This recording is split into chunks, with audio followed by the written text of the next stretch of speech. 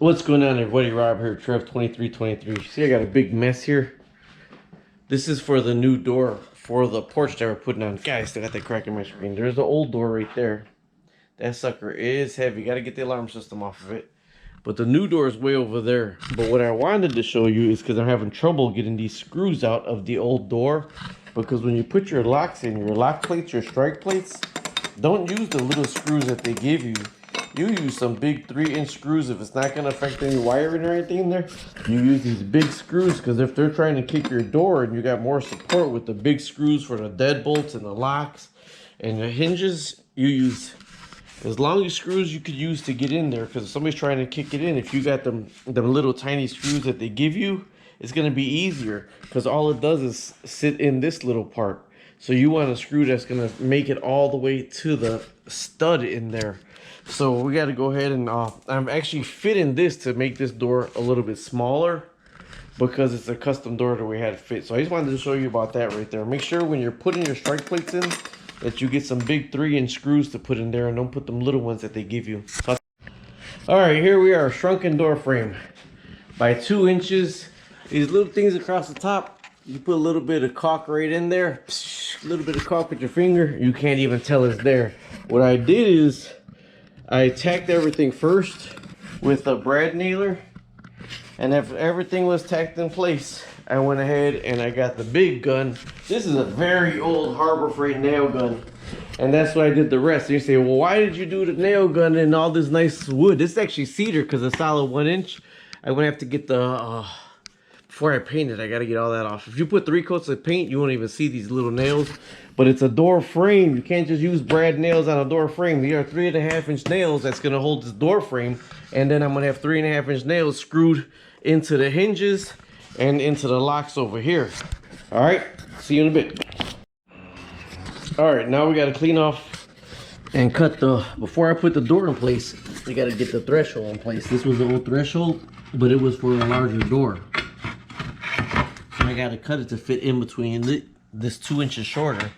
But you see when I put it here, let me put it backwards. The wider part, let me get the caulk out, and the wider part is still good for over here, but I gotta get this part for the top over here. So let me get all this old caulk out of here. That's old caulk out of here, and the wider part is gonna stay the same. Now it's the inner part right here that's going to be cut down by about 2 inches, 1 inch on each side, because the outer part is right. I'm going to use I got an angle grinder over here, but I use I'll show you what's saw when I get to it. So my first cut is going to be around this right here. This is the right length. I got to get this cut down to fit up over on top of this right here. So that's going to be our first cut. I'm probably just going to do the angle grinder since I got it right here. This is a Craftsman angle grinder. Oh man, I love these freaking wireless stuff now. I'm addicted to it.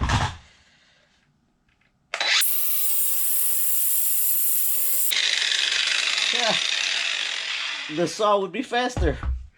I don't think there's enough power in that dang wireless one. For the life of me, I cannot think of the name of this saw.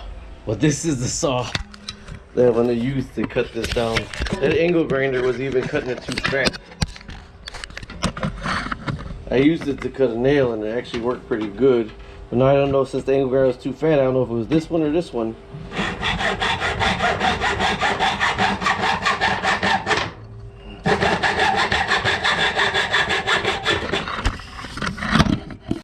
Okay, so I cut the back some, but it gotta come up over that. And it don't go all the way, so I gotta cut this back a little bit. On both sides, you see I gotta cut that back a little bit right here with the saw, probably to right here, because these screws still got to be on this. The screws can't go on here, the screws got to go on this, but that got to come up some more, and that got to come up some more because it gets stuck right here, so I got to cut this in a little bit more. Okay, and this one, if you notice, that wood isn't all the way to the ground, and this one is. What I'm going to do is use a vibrating saw and cut the bottom of this right here. That one fits in perfect. That one goes in good. So once this is level that way, you won't have that big of a gap. But this right here is not going under. So instead of cutting the back, I'm going to use a vibrating saw and just cut this little piece of wood right here so that I can squeeze up. All right, there you go. That's in place right there. All right, all this is gonna be, it's concrete. That's gonna be painted like marble right there. This right here is in line with the rest of it. You got little gaps. You're caulking all that anyways. Don't worry about that because you're gonna caulk that, and the rubber piece is actually gonna go all the way up to here. You gotta cut the rubber piece down still to trim. This is just to sit the door on it and give yourself about 1/8 of a space, and then the rubber piece gets put right back in here. All right, so we had a pre-mitered. It's like so much cheaper just to have the doors pre-mitered. They're pre-mitered in 3 places, so I don't gotta worry about cutting into the doors. I just gotta put the hinges on, and it says drill 332 pilot holes, but you gotta make sure you got the hinge in there right, because you want your door to swing open the right way. But these are actually cut pretty good, so they should be precise all the way down the door. So I'm gonna drill 332 pilot holes and put these on. All right, I drilled the pilot holes. It fits in there perfect. Make sure you got the pin at the top. I just got 2 more to do, then I can start putting the door in place. Okay, I didn't put the bottom one on because I'm gonna need a template for putting it on the other side. Now the old door, they just cut a big square in the wood, but I want to cut template, circle around where it's going to be, and then miter that in pretty good myself. These are the old ones right here. So this is actually going to get sanded down, and then this is going to get filled in probably either with a filler strip or caulk and then painted over. But I do got to get all these little nail things out of here. But I hit it with a big nail gun because, like I said, this is a door frame. This is what you want solid. You don't want little trim pieces around it that can be kicked in. All right, I got a sharpened pencil.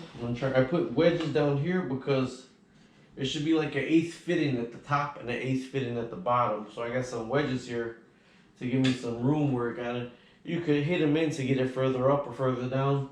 Then I got to mark where the I got one extra one also. Mark where they're gonna be. Let me tell you this door is a lot heavier than you would think. I gotta put the bottom piece back on. The bottom rubber piece came off. Alright, I'm gonna hold the camera as still as possible. This isn't my GoPro. I'm waiting for it to come in. You see how I finished it? I painted it gray. Everything is caulked around. You can't even tell. This right here, remember I said I got all the nails in it. It's painted white. I put the strip right here so the door can close. Perfect. Look how beautiful that door is, okay? We have a true set deadbolt punch. And then let's see the other side. I put in a filler strip right here. You see? That's just a filler strip. I measured it. We got the filler strip in. There's the hinges right here. We put a stop right here so it don't hit on the wood frame over here. I had to miter these in myself right here. That's a custom door and a custom door frame. I put a filler strip in right here also.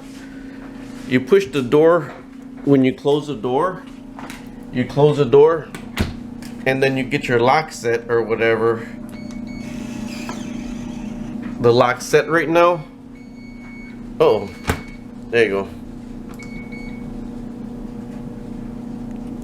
I don't want to show you the number to open it up, but see, it's completely nice trim all the way around, nice painted. You pull it closed as best you can, and then you put this up against the door, and then you tack it in with the nails. So let me get in right now. Uh-oh.